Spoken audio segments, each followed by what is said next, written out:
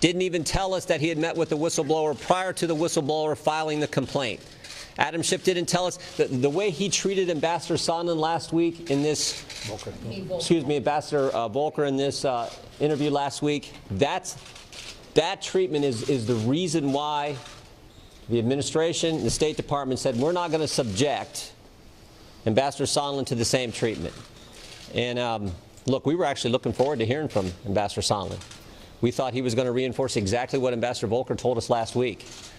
But again, unfortunately, when you have a Speaker of the House who says we need to strike while the iron's hot, when you have a chairman of the committee who is so biased against this president that he wouldn't even tell us that he had met with, his staff had met with the whistleblower prior to the whistleblower filing the complaint. And frankly, this is a pattern with Mr. Schiff. He did the same thing, if you remember, the first big hearing the Democrats did this Congress, Michael Cohen. He didn't tell us that his staff had met with Mr. Cohen for hours prior to Mr. Cohen testifying. He didn't tell us that last summer he had met with Mr. Simpson out in Colorado, palling around with the guy with Fusion GPS. So this is a pattern. Like I said, we were hoping to hear from the ambassador today, but we understand exactly why the administration, exactly why the State Department has chosen to say, look, if it's going to be this kind of process, if you're going to selectively leak text messages, 67 pages of text messages we had, they take a handful and release to all of you, and not give the full context and not release the transcript, we understand why they made this decision at this moment. I'm going to let some of my. Ambassador Sondland says he's disappointed that he wasn't allowed to attend this deposition today. Yeah, and I said the same thing. We wish he would have been able to testify too, but we fully understand why the administration made the decision they did. When you're going to have a chairman release certain parts of what was said in a closed-door interview and not release the entire transcript and give it context, you can see why they didn't want to subject Ambassador Sondland to the same kind of treatment. Do any of you have there is no concerns? wrongdoing here, isn't that all the more reason why he should be allowed to come up and testify and just answer all of your questions? Yeah, there is no wrongdoing. Ambassador Volker was clear. Remember, Ambassador Volker is. Well, why not release the transcript so you can all see what Ambassador Volker told us? There is no wrongdoing. He was completely as clear as could be. No quid pro quo whatsoever. The two guys on the call, no quid pro quo whatsoever. Democrat chairman, after they read the transcript, said no quid pro quo whatsoever. But Adam Schiff doesn't want that information out there. So he's holding up the transcript, and he continues to. Continues to have this bias against the president, the way he runs things. I believe that I do believe that we'll actually get to hear from the ambassador, but we'll only get to hear from him when there is a fair process. This is not a fair process. I can tell you, we spent more time in the skiff last time with Ambassador Volker than Adam Schiff did. You know, he came out here, you may have noticed that, he came out here all to the press, and what did he do? He gave this benign thing and then raced off to a fundraiser. So here's what we have to understand, is this has to be a fair process. And when you have a press release being drafted by our Democrat colleagues, cherry-picking text messages, when the full text of Ambassador Volker's testimony last week would have exonerated this president, let's release it.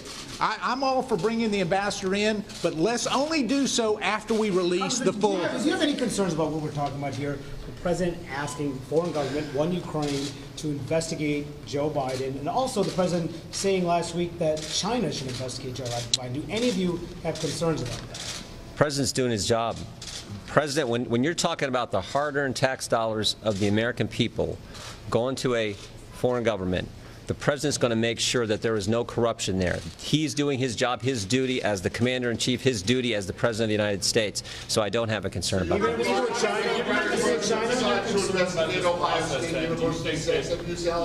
Should not testify on Friday either. Given your concerns about this process, the next testimony is supposed to be Friday. Should that go forward? We'll see. We'll see. We would sure like to see the Volker testimony released before we continue the depositions and transcribed interviews. And what we see in this impeachment is a kangaroo court, and Chairman Schiff is acting like a malicious Captain Kangaroo. He lied about the Russia investigation, that he had more than circumstantial evidence. He lied about meeting with the whistleblower prior to the whistleblower's ultimate testimony or writing of their complaint. And we would like to unpack the last set of Schiff lies regarding the Volker testimony before we go to the next set of Schiff lies on Sondland or any further We've been asking witnesses. for it since we had it. It should have been out immediately. But the Democrats say Republicans are just obsessed with the contact between the chairman's office and the whistleblower, and then it's just a process issue. It doesn't really matter. How do you respond to that? We think there are real concerns there. I know you've done some reporting on that, so we think there are real concerns that hopefully over time the American people will be able to see. Can't really get into all that, but yeah, we have real concerns. Congress, should we take any legal action to actually try and unmask the whistleblower at any point? No, but I mean, I think the American people have a right to know who the whistleblower is, but we're not going to do that. Why would the State Department cancel this deposition just a few hours before it was set to begin, after Ambassador Sondland had already flown back here from Brussels? I think the hope was we would have the Volker testimony released. Give the majority enough time, the maximum amount of time to release the testimony that happened last week. And so we have that information out there, and we know in good faith that they in good faith are going to release the testimony for the American people to see, as opposed to parsing out little pieces that support their narrative. And if they're willing to do that, then I think that that the administration will be willing to do more moving forward. But if it's going to be a one-sided deal, Hold on, you guys are all journalists. Is there a single journalist here that doesn't want to see the full transcript of Ambassador Volker's testimony? But to do I agree, and the American people agree with every one of you. Let them judge for themselves. That's what we need to do. So there's an argument against releasing the Volker transcript before all the other witnesses testify. You mean Adam Schiff made the argument? I'm just putting it out there for you to respond. There's an argument against releasing the Who Volker. made the argument?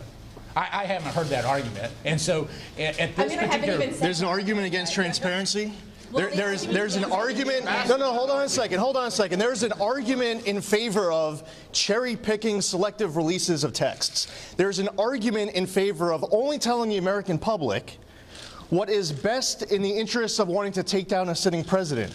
Maybe you should ask what was said inside of Volker's deposition during his transcribed interview with regards to Adam Schiff's fairy tale quid pro quo charge that aid from the United States to Ukraine was being linked to an investigation into the Bidens. Why don't you ask, what did Ambassador Volker say about that? That's a great question. I'm glad that you asked that question.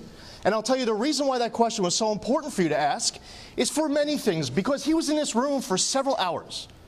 And during several hours of testimony, he talked about how President Zelensky had no idea that there was a hold on aid at the time of the July 25th call. Ambassador Volker testified about how the readouts of the phone call that was made to him, that there was nothing in the readouts about there being a hold on U.S. aid or a quid pro quo. Or Ambassador Volker testified, this is what the transcribed interview would tell you if you asked this question. I'm glad that we're having this discussion. The next day, Ambassador Volker meets with President Zelensky. And in that meeting, there is no reference to a quid pro quo or President Zelensky having any idea that there was a hold on aid. Or, over the course of Ambassador Volker's next several weeks engaging with Ukraine, Ukraine makes no reference to there being a hold on aid or there being a quid pro quo. And by the way, you know what else Ambassador Volker testified to? This entire time, the aid was getting released. It was going to get released. And guess what happened? The aid got released. And you know what didn't have to happen? There was no new investigation that had to get created. This whole thing is a fairy tale. Adam Schiff is misleading you, and you're playing along with it. Many of you are. And the American public is then getting deceived. When Adam Schiff said, for example, that President Trump was asking President Zelensky to manufacture dirt on the Bidens, you know what Ambassador Volker testified to? That was absolutely untrue. Now, that's what we would call an inconvenient fact for the narrative. You know what else Adam Schiff has been saying to you and the American public that was not true?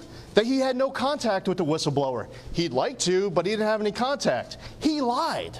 You know what else he lied about? When he gave his opening statement from the acting director of national intelligence as to what was in front of the world as far as what the transcribed interview said. Now, going back to Ambassador Volker's transcribed interview and a process, we were here ready to do our part if anyone is going to testify behind those closed doors, we're going to make sure that we're there to ensure that the other 99% of the story is being told. Because guess what? If we weren't there last Thursday, you would have no idea of everything that Ambassador Volker said to obliterate Adam Schiff's fairy tale quid pro quo charge. You would have no idea. So we're here. Now, as far as the administration goes, if they don't want to send Ambassador Sondland here, because this is a kangaroo court, because there has not been a vote to launch an impeachment inquiry, because the minority does not have any rights for subpoenas, because the president doesn't have the right to have counsel present to ask questions, for subpoena power, to present evidence. This entire thing is a political charade, is a clown show. We're here, we're ready for whoever's going to be testifying in the other room, but we have to be here because if we're not, Adam Schiff sure as heck is not going to tell you, because all he has to do is right now release that transcribed interview, because he won't, because it destroys his narrative. It undercuts it, it blows it up. That's what we heard over the course of several hours. And by the way, Jerry Connolly comes on to, Aaron Burnett's show on CNN at 7 o'clock on Thursday, and they have a back and forth. They play a clip from Jim Jordan, they play a clip from me, where they're basically saying, Jerry Connolly, you didn't hear anything of what Jim Jordan and Lee Zeldin says that they heard, right? And they have this back and forth, basically dumbing down their audience. And what isn't pointed out in that back and forth is that Jerry Connolly was the last person to show up. He's the first one to leave instantly. He wasn't there for any of it. So what's important is that we are here, and we can answer any question you want as far as what Ambassador Volker testified to, credibly, exceptionally, professionally. But you're not asking any of the most important questions. Some of you are, but many of you aren't asking the most important questions, such as, what did you hear last Thursday that we don't yet know about? Adam Schiff won't answer, but he should. He should release the transcript. Congressman, the We'll take a couple more. Congressman.